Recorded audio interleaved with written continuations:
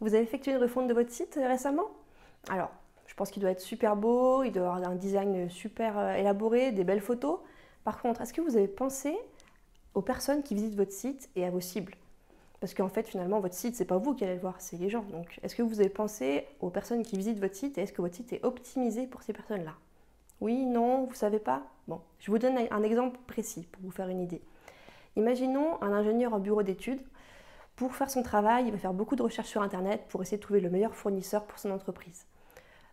Dans ses recherches, il faut que ça aille vite. C'est-à-dire que quand il cherche un fournisseur, il faut qu'il trouve l'information qu'il cherche assez rapidement.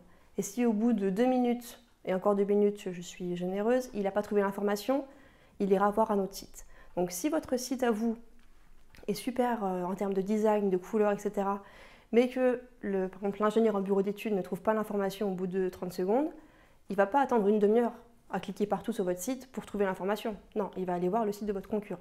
Il ne faut pas oublier la règle des 3 clics. Donc si une personne fait plus de 3 clics sur votre site pour trouver l'information, c'est que l'information n'est pas au bon endroit.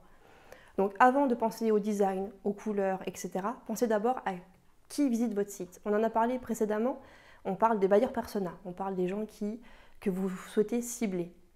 Donc avant de penser au design, pensez d'abord aux problématiques, aux challenges, aux intérêts de vos buyers persona pour construire votre site. Donc qu'est-ce qu'ils recherchent? Est-ce que pour eux c'est plus important la partie technique, la partie prix, la partie photo? Posez-vous ces questions et une fois que vous avez les réponses à ces questions, vous pouvez mettre en place le design. Parce qu'avant tout, votre site il doit attirer les bonnes personnes. Donc une fois qu'on a mis en place ce schéma-là, vous pourrez penser au design, aux couleurs, à l'achat graphique. Mais d'abord, posez-vous les bonnes questions et cherchez à attirer les bonnes personnes avec votre site en vous posant vraiment concrètement en interne sur la méthodologie des buyers persona. Voilà, donc avant de penser à tout ce qui est design, vraiment la première étape, c'est qui visite votre site. Et une fois que vous aurez fait cette étape-là, vous serez prêt à faire un site qui sera parfait en termes de design.